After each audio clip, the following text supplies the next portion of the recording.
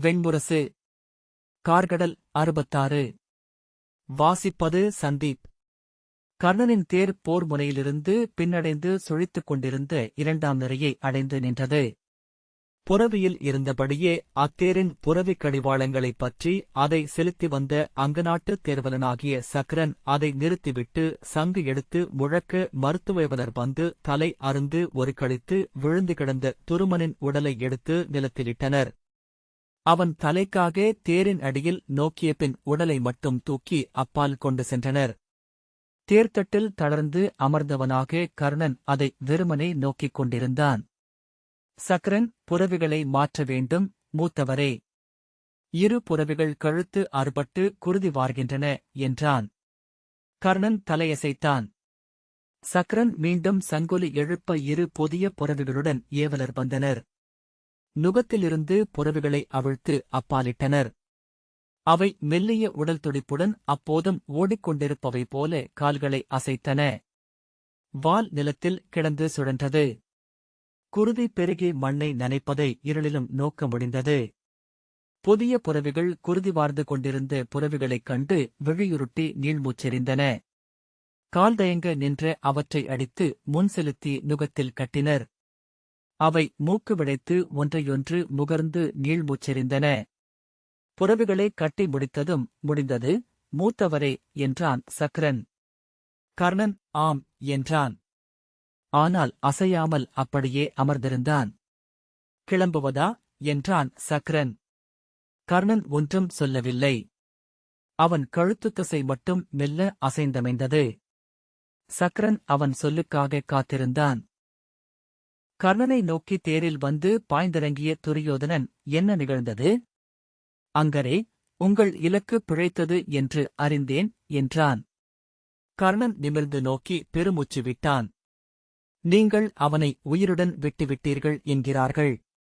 நாகபாசம் குறிப்பிழைக்க வாய்ப்பே இல்லை என்றார்கள் என்றான் துரியோதனன். கர்ணன் நோயுற்றவன் போல தாழ்ந்த குரலில் என்ன நிகழ்ந்தது என்று அறியேன். அவனுடைய மூத்தோரின் நற்செயல்களின் பயன் வந்து அவனைக் காத்தது என்றே தோன்றுகிறது. அவன் தேரின் சகடம்பிலத்தில் ஆழ்ந்து தேர் சரிந்தது. என் அம்புக்குறி தவறியது என்றான். அவர் இயற்றியதுதான் அது. ஐயமே இல்லை. அவர் தேரை பிலத்தில் இறக்கினார் என்றான் துரியோதனன். அவர் நோக்கவில்லை, அவர் விழிகள் தேர்ப்புறவிகளில் இருந்தன என்று கர்ணன் சொன்னான். அவர் நோக்காமல் இங்கு எதுவும் நிகழ்வதில்லை என்றான் துரியோதனன். தேரில் அருகணைந்து துச்சாதனன், மூத்தவரே, கடோத்கஜனின் படைகளை நம்மால் தடுக்க முடியவில்லை. நம் தரப்பின் அரக்கர்கள் ஒவ்வொருவராக கொல்லப்படுகின்றனர் என்றான். துரியோதனன் கர்ணனிடம், உங்கள் அரவம்பு எழுக. இன்றே அர்ஜுனன் களம்பட்டாக வேண்டும் என்றான். கர்ணன், அவன் ஊழ் அவனை காக்கிறது. என் ஊழ் என்னை தடுப்பது போல என்றான். துரியோதனன் சினத்துடன், எந்தப் போரும் ஊழுக்கு எதிரானதே.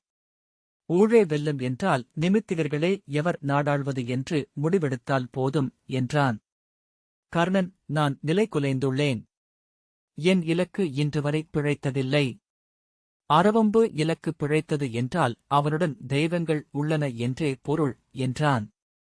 எனில் தெய்வங்களுடன் பொருதுவோம் என்று துரியோதனன் கூவினான். மறுபக்கம் தேரில் அருகணைந்த கிருபர், இங்கே என்ன செய்து கொண்டிருக்கிறீர்கள்? அர்ஜுனனும் பீமனும் முழுவிசை கொண்டு நம் படைகளை தாக்கிக் கொண்டிருக்கிறார்கள். வெளியிழந்தவர்கள் போல் நமது படைகள் முட்டி மோதிக் கொண்டிருக்க அம்புகளால் கொன்று குவிக்கிறார்கள். சாத்யகியும் திருஷ்டத்யும்னனும் கூட தடுக்கவியலாதவர்களாக ஆகிவிட்டனர். நம்மை வழிநடத்திய அரக்கர்கள் அழிந்து கொண்டிருக்கிறார்கள். நமது படைசூழ்கையை மீண்டும் ஒருங்கிணைக்க வேண்டியிருக்கிறது என்றார். துச்சாதனன், நம்மில் இரவு விழி கொண்டவர் அங்கர் மட்டுமே. அவர் முன்னின்று நடத்த வேண்டும் இப்போரை என்றான். துரியோதனன், அங்கரே, நாங்கள் உங்களுக்கு அடைக்கலம். எங்களை காத்தருள்க என்றான். கர்ணன் பற்களைக் கடித்து விஜயத்தைத் தூக்கி, இது என் வஞ்சினம்.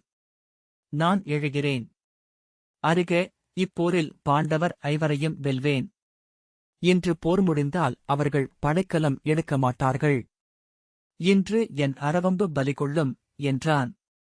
கிருபர் வாய்விட்டு நகைத்து, அங்கனே, சற்றுமுன் நீ போர் புரிந்ததை நான் என் விழிகளால் நோக்கினேன். உன் கைகள் சீறி எழுகின்றன. எதிர்ப்பைக் கண்டதும் மெல்ல மெல்ல தாழ்கின்றன. அந்தணர் சொல்லால் வீரர், வணிகர் சூழ்ச்சியால் வீரர், சூதர் கனவுகளில் வீரர் என்று கூற்று உண்டு. நீ உன் ஆணவப் பேச்சை நிறுத்தி உன் விழிகளால் களத்தைப் பார். அதன்பின் உன் ஆற்றலை உணர்ந்து எதிரியை கணக்கிட்டு களம் நின்று போரிடு என்றார். கர்ணன், என்ன சொன்னீர் என்று கூவியபடி கையில் அம்புடன் அவரை நோக்கித் திரும்பினான். என் வீரத்தை இழிவு செய்வோர் எவரையும் எதிரி என்றே கருதுவேன். எவரும் எனக்கு ஒரு பொருட்டு அல்ல என்றான். வீரமா? உனக்கா? எண்ணிப்பார், எத்தனை களங்களில் நீ தோற்றோடியிருக்கிறாய் என. அறிவிலி, விராட நாட்டுப் போரில் அர்ஜுனன் ஒருவனே உன்னை தோற்றுப் பின்னடையச் செய்தான். இங்கே பாண்டவர் ஐவரும் சிகண்டியும் சாத்திகியும் திருஷ்டத்யும்னும் கடோத்கஜனும் இணைந்து வந்துள்ளனர் என்றார். கர்ணன் உடல் பதற சொல்லிழந்து நின்றான். பின்னர் உடைந்த குரலில் நச்சுனா கொண்ட அந்தணர் நீர். அவையமர்ந்து இழுசொல் உரைத்து இறந்துண்டு வாழும் கீழ்மகன். உயிருக்குத் துணிந்து இச்சொற்களை என்னிடம் சொன்னீர். உங்கள் உணர்வென்ன என்று புரிந்து கொள்கிறேன். அதற்கு பெயர் அச்சம். அதற்கு அடிப்படை கோழையுள்ளம். பரிசில் பெற்று வாழும் பிறவி கொண்ட நீர் இங்கே எழும் அம்புகளைக் கண்டு அஞ்சிவிட்டீர். உயிர் பிழைத்து ஓடுவதைப் பற்றி திட்டமிடுகிறீர். பாண்டவர்கள் வென்றால் அவர்களுடன் சேர்ந்து கொண்டு அவர்களின் அவையிலமர்ந்து இழுசொல் உரைத்து இறந்துண்டு வாழ எண்ணுகிறீர். ஆகவே இங்கே அரசர் முன் அவர்களை புகழ்ந்து பேசுகிறீர் என்றான். நாணெழுத்து ஓசை எழுப்பி கேளுங்கள், இந்த நாணோசை இனி இந்தக் களத்தை நிறைக்கும். இன்றே அவர்கள் ஐவரையும் வெல்வேன். அந்த அரக்கப் பிறவியை களத்தில் கொல்வேன். ஆணை என்றான். கிருபர், நீ சொன்னவற்றை இன்று வரை செய்ததில்லை. செய்த பின்பா உன் சொல்லை செவிகொள்கிறேன் என்று திரும்பிச் சென்றார். கர்ணன் திரும்பி துரியோதனனிடம், அரசே, இழுசொல் உரைக்கிறார். என் வீரத்தைக் களத்தில் இகழ்கிறார். இவருடைய உள்ளம் செல்லும் திசையை உணர்க என்றான். துரியோதனன், இன்று இக்களத்தில் பெரும்பாலானவர்கள் எண்ணுவது அவருடைய சொற்களையே என்றபின் தன் தேரை திருப்பினான். அத்தருணத்தில் நாணோசையுடன் அவர்களை நோக்கி வந்த அஸ்வத்தாமன் கர்ணனை நோக்கி, கீழ்மகனே, உன் நா எல்லை மீறியது என்று கேட்டேன்.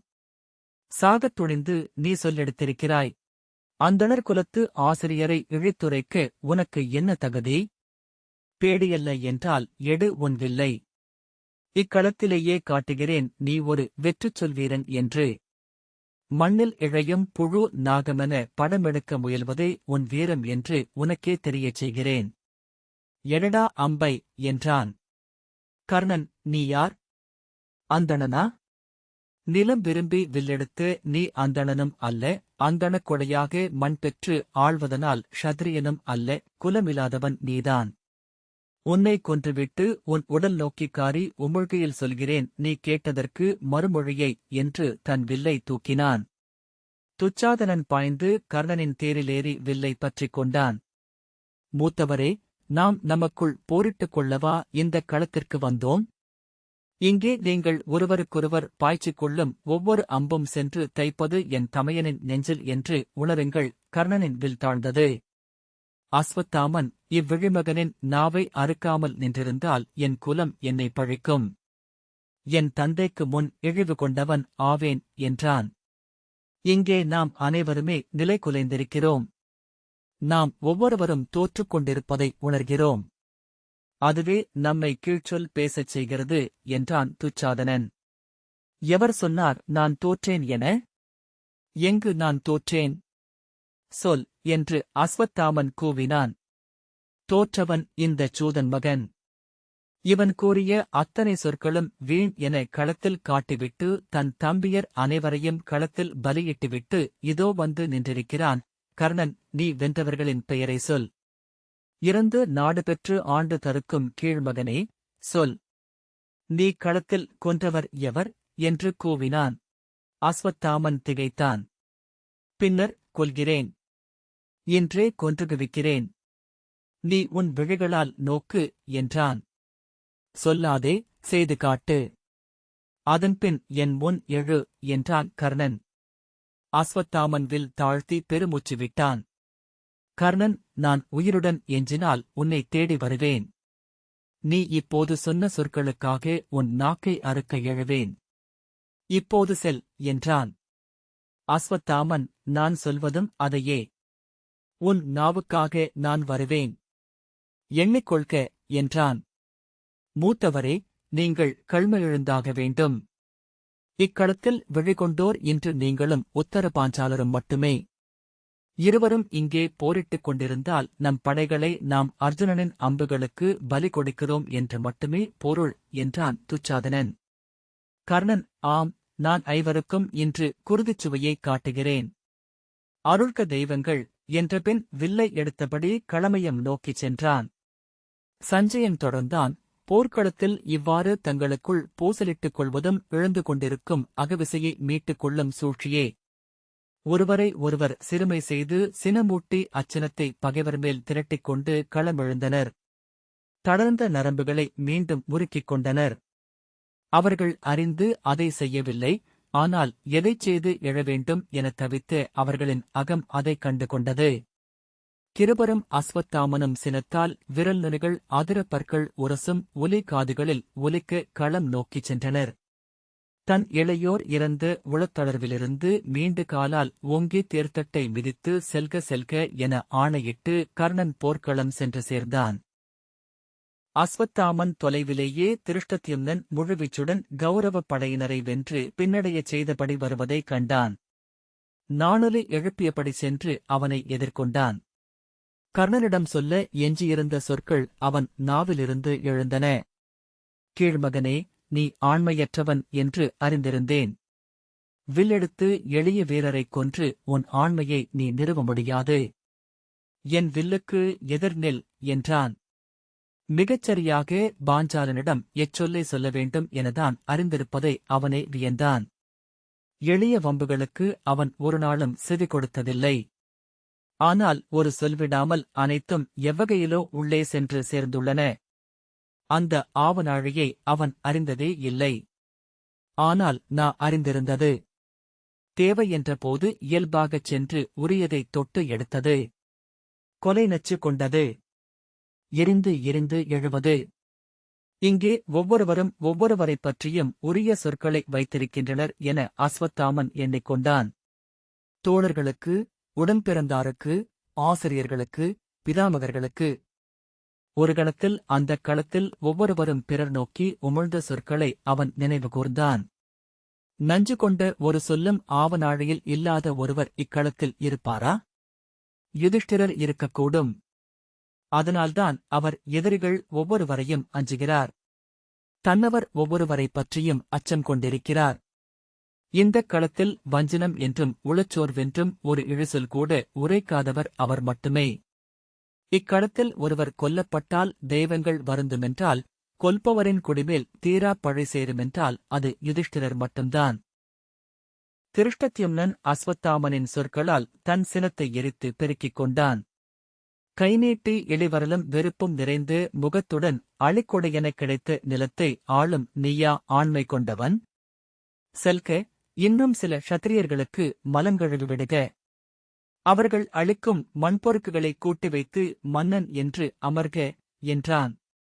அச்சொல் அதுவரை அங்கே பேசப்பட்ட அனைத்திலும் கீழ்மை என உணர்ந்து அஸ்வத்தாமன் உடல் நடுங்கினான். சில கணங்கள் சொல்லே எழவில்லை. ஆனால்தான் அங்கே எதிர்பார்த்தது அதுவே என அவனுடைய அகம் அறிந்திருந்தது. அப்போரில் கௌரவர் வெல்லப் போவதில்லை என அகம் அறிந்திருந்தது. வஞ்சமென்றும் எதுவும் எஞ்சவில்லை. எரிந்தேறும் சினமில்லையேல் அக்களத்தில் வில்லுடன் எழ முடியாது. இழிமகனே, இதன் பொருட்டே உன் தலையை உதைத்து விளையாடுவேன். பேடி, நீ ஆண்மகன் என்றால் உன் நிலத்தை ஆண்டு கொண்டிருந்த என்மேல் படை கொண்டு வந்திருக்க வேண்டும் என்று அஸ்வத்தாமன் கூவினான். அச்சொற்களில் கீழ்மை போதவில்லை என உணர்ந்த அகம் உடனே மேலும் சொற்களை அள்ளிக்கொண்டது. நிலம் க்ஷத்திரியனுக்கு மனைவியைப் போல.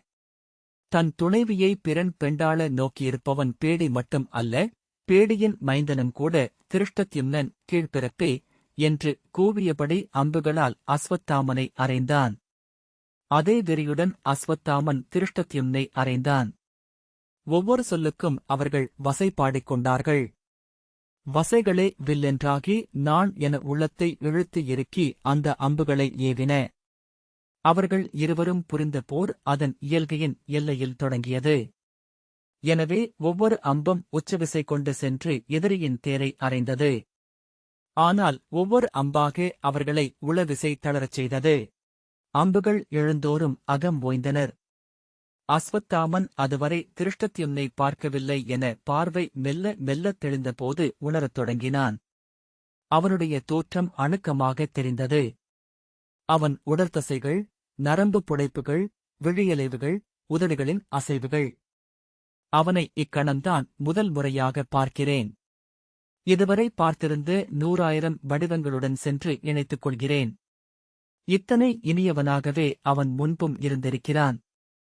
அவனை என் உடன் பிறந்தான் என்றே என்றும் நான் உணர்ந்திருக்கிறேன். விழிமூடி விடாமலிருந்தால் அவனை நோக்கி நான் அம்புகளை பெய்திருக்கப் போவதில்லை. என் கைகளால் இவன் இறந்தால் நான் என்னில் ஒரு பகுதியைக் கொன்றழிக்கிறேன். சினம் கொண்டிருக்கையில் பார்வையே முதலில் இல்லாமலாகிவிடுகிறது. பார்ப்பவை அனைத்தும் இலக்குகள் மட்டுமாக பிரிந்து சிதறிவிடுகின்றன. இன்னும் இன்னும் என உள்ளம் எழுகிறது. சினமும் உடலில் இருந்து ஒருவகை வெளியேற்றம் மட்டுமே. 5 உடல் மலங்களைப் போல நுண்ணுரு கொண்ட ஒன்று. வெளியேறும் மலம் உடலை தூய்மைப்படுத்துகிறது. வெளியேற வேண்டும் என்னும் அதன் துடிப்பே உந்துதலாக ஆகிறது. எத்தனை வெறியுடன், விசையுடன் அது உடலை விட்டு நீங்குகிறது. வில்லில் இருந்து எழும் அம்புகளைப் போல. மலத்தை உமிழ்கிறது உடல். மலத்தை வீசியடிக்கிறது. மலம் உடலுக்குரியது அல்ல, அதை உடலை விட மலம் நன்கறிந்திருக்கிறது. அது மண்ணுக்குரியது. மண் அதை மீண்டும் அமுதெனச் சமைக்கிறது. மலம் இழந்த உடல் வெறுமையை அல்ல நிறைவையே உணர்கிறது. மலமிருந்த இடத்தில் வந்தமைவது உடலுக்குள் வாழும் இனிமைகள். ஆகவேதான் மலவெளியேற்றம் மானுட உடலின் இன்பங்களில் ஒன்றென அமைந்திருக்கிறது. முற்றொழிய வேண்டும். ஒரு துளிக்கூட எஞ்சாமல்.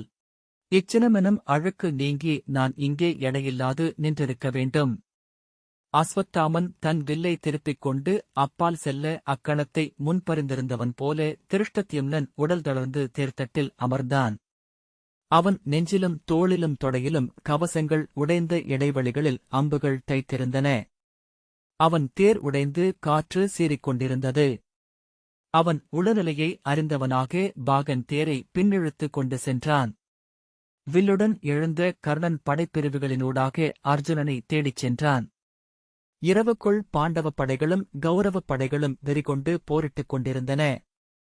முழு படையையும் நோக்கும் விழிகள் இல்லாமலாகிவிட்டிருந்தமையால் ஒவ்வொருவரும் ஒற்றை இலக்கை தெரிந்தெடுத்து அது ஒன்றே போர் என எண்ணி களம் நின்றனர். சல்யர் விராடருடன் போரில் ஈடுபட்டிருந்தார். விராடர் சல்யரின் அம்புகளை ஏற்று பின்னடைந்து கொண்டிருந்தார். வில்லை குலைத்தபடி எழுந்து சென்று ஒரே அம்பில் விராடரின் நெஞ்சை துளைக்க வேண்டும் என கர்ணனின் உள்ளத்தில் வெறி எழுந்தது. விஜயத்தை இறுகப் பற்றி அந்த எழுச்சியை அடக்கிக் கொண்டு முன்னேறுக, முன் செல்க என்று தேர்ப்பாகனாக அமர்ந்த தன் குடியிளையோனாகிய சக்கரனிடம் சொன்னான். 100 முறை விராடரை கொன்று கொன்று கணங்களினூடாக முன்னால் சென்றான். சாத்யகி தேரில் நின்றபடி பால்ஹிகனாகிய பூரியுடன் போரிட்டுக் கொண்டிருந்தான். நகுலன் சகுனியுடனும் கிருபர் சிகண்டியுடனும் போரிட்டனர். ஒவ்வொரு போரும் உச்சத்தில் நிகழ்ந்தது. கர்ணன் தன் உள்ளத்தால் ஒவ்வொருவருடனும் சென்று போரிட்டான். சிகண்டியின் தலையை வீழ்த்தி தேர்ச்சிகடத்தை அவர் உடல் மேல் ஓட்டிச் சென்றான். சாத்யகியை அம்புகளால் அறைந்து வீழ்த்தி அவன் தலையை கொய்து வானில் நிறுத்தினான். நகுலனை அம்புகளால் அடித்து தேர்த்தூணுடன் சேர்த்து பொருத்தினான். அவர்களின் குருதியில் நனைந்தான். தன் உடலெங்கும் விதப்பென விழி நனையச் செய்யும் கூச்சமென எழுந்த சினத்தை வெல்ல கைவிரல்களை இறுக்கிக் கொண்டான். பற்களைக் கடித்து மூச்சை இழுத்து வெளிவிட்டான். இச்சினம் அவனுக்குரியது. அவனை இப்போதே இக்களத்திலேயே கொல்வேன். ஆம், நான் அழித்த சொல்லால் ஆளப்படுகிறேன். இதோ அதை கடப்பேன். என் எல்லைகள் அனைத்தையும் கடப்பேன். முதல் எல்லை அச்சொல். என் தெய்வங்களின் முகத்தில் காரியுமுழ்வேன். இன்று அவன் குருதியாடாது திரும்ப மாட்டேன். எழுக என் நச்சம்பு. என் வஞ்சத்தின் கடுங்கசப்பு. அவன் தொலைவில் அர்ஜுனனை பார்த்தான். செல்க, அர்ஜுனனை நோக்கி செல்க என ஆணையிட்டான். அந்த ஆணையால் சக்ரன் ஊக்கமடைந்தது தெரிந்தது. தேரை விசை கூட்டி அவன் அர்ஜுனனை நோக்கிச் சென்றான். ஆனால் துரோணருடன் போரிட்டுக் கொண்டிருந்த அர்ஜுனன் அவனை பார்ப்பதற்குள் இளைய யாதவர் தேரை பின்னாலிழுத்து பாண்டவப் படைகளுக்குள் கொண்டு சென்றார்.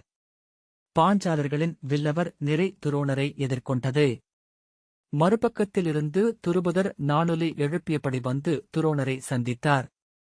அர்ஜுனனை தொடர்க, அர்ஜுனனின் இடத்தை கண்டறிக என்று கர்ணன் ஆணையிட்டான். என் சினம் நிறைந்த கலம் தழும்புகிறது. ஒரு துளியும் சிந்தாமல் இதை காக்க வேண்டும். இது இன்று அவனை கொல்லும் விசையென்றாகி எழுக. நாகங்களே, என்னைச் சூழ்ந்தெழுக. நச்சுப்படங்களின் நிழல் என்மேல் எழுக.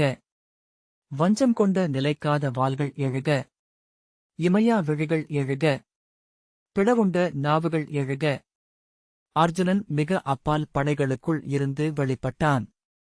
செல்க, அர்ஜுனனை எதிர்கொள்க என்று கர்ணன் தேர்ப்பாகனுக்கு ஆணையிட்டான். அவனுடைய தேர் அர்ஜுனனை நோக்கி செல்ல சிகண்டியும் சாத்யகியும் இருபுறமும் எழுந்து வந்து அவனை சந்தித்தனர். அவன் இருவரையும் அம்புகளால் எதிர்த்தான். சாத்யகி தேரில் விழுந்தான். சிகண்டி அம்புகளால் அறைப்பட்டு பின்னால் நகர்ந்தார். அவர் நெஞ்சில் அறைந்த கர்ணனின் வாளை அவரை தூக்கி அப்பாலிட்டது. வில்லுடன் திரும்பிய கர்ணன் அர்ஜுனன் மறைந்துவிட்டிருப்பதைக் கண்டான். விழிகளால் துழாவி இளைய யாதவர் அப்பால் தேரை கொண்டு செல்வதைக் கண்டான். பாண்டவப் படை எழுந்து காட்சியை மூடியது. அவனை நீங்கள் காக்க இயலாது, யாதவரே என அவன் தனக்குள் கூவினான். செல்க, அர்ஜுனனை தேடிச் செல்க என அவன் சக்ரனுக்கு ஆணையிட்டான். அவனுடைய தேர் படைமுகப்பினூடாகச் செல்கையில் எதிரில் சகதேவன் தேரில் தோன்றினான். நில்லுங்கள் அங்கரே, உங்களை நேரில் சந்திக்கவென்று வந்தேன் என்று நாணொலி எழுப்பியபடி கூவினான். செல்க சிறுவனே, இது உன் போர் அல்ல என்று சொல்லி அர்ஜுனனுக்காக விழிகளால் துழாவினான் கர்ணன். ஆம், நான் சிறுவனே. பாண்டவ ஐவரில் நானும் என் இணை பிறந்தோனும் மட்டுமே உங்களை வெல்லாதுள்ளோம். அந்தப் புகழ் நாடியே வந்தேன் என்றான் சகதேவன். கர்ணனின் உள்ளே பொங்கிக் கொண்டிருந்த சீற்றத்தை அச்சொல் அவனை நோக்கி பீரிட்டெழச் செய்தது. என்ன சொன்னாய்? யாரிடம் பேசுகிறாய் என அறிவாயா? உன் தலையை மண்ணில் உருட்டிவிட்டு மீழ்வேன் என்றான் கர்ணன். உங்களைக் கொல்லும் தருணம் வந்தும் இரு மூத்தவரும் விட்டுவிட்டனர். எனக்கு அவ்வாய்ப்பை அவர்கள் அளித்திருக்கின்றனர் என்றான் சகதேவன். கர்ணன் உருமியபடி சகதேவனை அம்புகளால் அறைந்தான். அவன் எண்ணியதற்கு மாறாக சகதேவன் தன் அம்புகளால் கர்ணனை நிகராக எதிர்த்து நின்றான். அவன் அம்புகள் அனைத்தையும் விண்ணிலேயே அறைந்து வீழ்த்தினான். கர்ணனின் நெஞ்சக் கவசத்தை அவன் அம்புகள் வந்தறைந்து உடைத்தன. கர்ணன் அதன் பின்னரே தன் முழு ஆற்றலையும் திரட்டி சகதேவனை தாக்கினான். அவன் தேர்ப்புறவிகளை கொன்றான். பாகனின் தலையை அறுத்தான். தேர்மகுடத்தையும் தூண்களையும் உடைத்தான். அவன் கவசங்களை சிதைத்தான். தேரிலிருந்து பாய்ந்திறங்கிய சகதேவன் அப்போதும் பின்னடையாமல் கதையுடன் கர்ணனை எதிர்க்கும் பொருட்டு பாய்ந்தான். கர்ணன் தன் கதையுடன் எழுந்து புறவிகள் மேல் பாய்ந்து அவனை அணுகி 7 முறை சுழன்று 18வது அறையில் அவன் கதையை உடைத்தெறிந்தான். சகதேவன் தேர்ச்சகடம் ஒன்றை எடுத்து கர்ணனை அறைய வந்தான். தன் கதையால் அதை உடைத்து வீசினான் கர்ணன். வெற்றுடலுடன் படைக்கலமில்லாத கைகளுடன் நின்ற சகதேவனிடம், செல்க, நீ மாத்ரியின் மைந்தன். அவளுக்கு காட்டில் உன்னை பரிசளித்தவன் எவன் எனத் தெரியுமென்றால் அவனை எண்ணிக்கொள்க. ஒருவேளை அவன் கிராதனோ நிஷாதனோ என்றால் கீழ்ப்பிறப்பினன் ஒருவனிடம் நிகர் நின்று பொருதிக் கொன்றேன் என்னும் பழி எனக்கு வரலாகாது என்று அஞ்சி உனக்கு உயிர்கொடை அளிக்கிறேன். ஓடி ஒளிந்துகொள் என்றான். சகதேவன் நீர்வழியும் கண்களுடன் நோக்கி நின்றான். அவன் முகத்தில் மிக மெல்லிய நீரலை போல் அர்ஜுனன் சாயல் வந்து சென்றது. ஓடு கீழ்மகனே, நீ ஓடுவதைக் கொண்டு முடிவெடுக்கிறேன், காட்டில் உன் அன்னையைப் புணர்ந்தவன் எவன் என என்றான் கர்ணன். சகதேவன் ஒரு கணத்தில் குனிந்து தன் காலடியில் கிடந்த அம்பொன்றை எடுத்து தன் கழுத்தில் வைத்தான். கர்ணன் உரக்க நகைத்து, நன்று, நான் சொன்ன உண்மையால் உயிர்விட்டாய் என்று சூதர் பாடுக என்றான். சகதேவன் கையை தழைத்து தலை தாழ்த்தி விம்மினான். கர்ணன் மாறிய குரலில், செல்க செல்க இளையோனே, சென்று ஓய்வு கொண்டு மீண்டும் களத்திற்கு வருக என்றான். திரும்பிக் கொண்டு, என் குருதிகண்டு மகிழும் வாய்ப்பு உனக்கு அமைக என்றபின் தேரை திருப்பிக் கொண்டு செல்ல ஆணையிட்டான். அங்கிருந்து அகன்றபோது சொற்கள் அனைத்தும் ஒழுகி அகல மீண்டும் உடல் தளர்ந்து கைசோர்ந்து தேர்தட்டில் அமர்ந்தான். மிக அப்பால் அர்ஜுனனும் கிருபரும் போரில் ஈடுபட்டிருப்பதைக் கண்டான். வெறுமனே அவர்களின் தேரை நோக்கிக் கொண்டிருந்தான். தேர்முகப்பில் அமர்ந்திருந்தவனின் பீலி வழியை அங்கிருந்தே காண முடியும் என்று தோன்றியது. இந்த வாசிப்பை கேட்டதற்கு நன்றி.